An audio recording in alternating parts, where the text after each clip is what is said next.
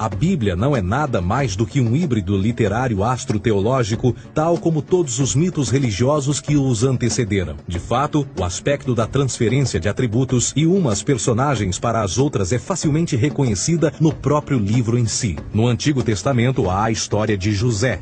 José era um protótipo de Jesus.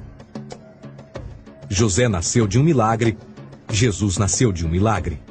José tinha 12 irmãos, Jesus tinha 12 discípulos. José foi vendido por 20 pratas, Jesus foi vendido por 30 pratas. Irmão Judá sugere a venda de José. O discípulo Judas sugere a venda de Jesus. José começa os seus trabalhos aos 30, Jesus começa aos 30 também. Os paralelismos continuam. Além disso, haverá algum registro não bíblico da existência de mais alguém chamado Jesus, filho de Maria, que viajou com 12 seguidores e curou pessoas? Existiram muitos historiadores que viveram no Mediterrâneo durante esse mesmo período e até mesmo após a presumível morte de Jesus. Quantos desses historiadores fizeram relatos sobre a sua figura? Nenhum. Porém, para sermos justos, não significa que os defensores da existência de Jesus nunca tenham reclamado o contrário. São particularmente 4 referidos como pioneiros sobre a teoria da existência de Jesus: Plínio o Jovem, Suetônio e Tácito. Cada uma das suas máximas consiste apenas em algumas frases em que, na melhor das hipóteses, se refere a Christus ou Cristo, e que na realidade não é um nome, mas sim uma titulação. A 4ª fonte é Joséfo, cujos documentos ficou provado terem sido falsificados séculos atrás e, para infortúnio da humanidade, por muitos ainda visto como verdadeiros. Poderá alguém ter se aproveitado das ideias renascer dos mortos, a ascensão ao reino dos céus e a prática de milagres e que a partir daí tenha começado a surgir nos registros históricos? Não, porque uma vez pesadas as evidências, há grandes probabilidades da figura conhecida como Jesus nunca sequer ter existido.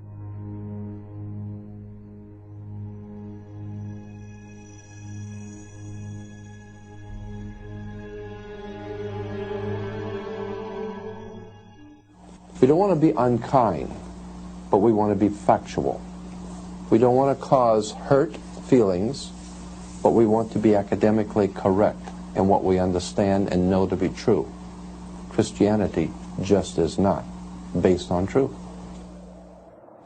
We find that Christianity was in fact nothing more than a Roman story, developed politically.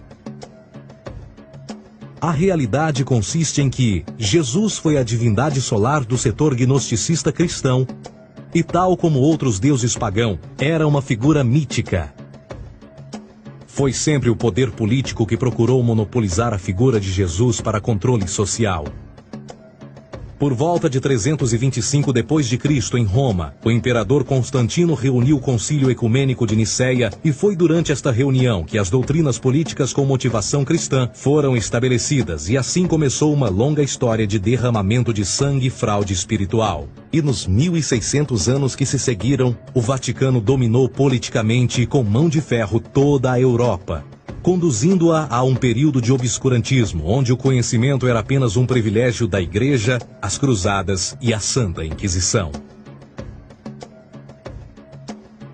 O cristianismo, bem como todas as crenças teístas, são a fraude desta era. Serviu para afastar os seres humanos do seu meio natural e da mesma maneira uns dos outros. Sustenta a submissão cega do ser humano à autoridade. Reduz a responsabilidade humana sob a premissa de que Deus controla tudo e que, por sua vez, os crimes mais terríveis podem ser justificados em nome da perseguição divina. E o mais importante, dá o poder àqueles que sabem a verdade e usam o mito para manipular e controlar sociedades. O mito religioso é o mais poderoso dispositivo já criado e serve como base psicológica para que outros mitos floresçam ou justifiquem.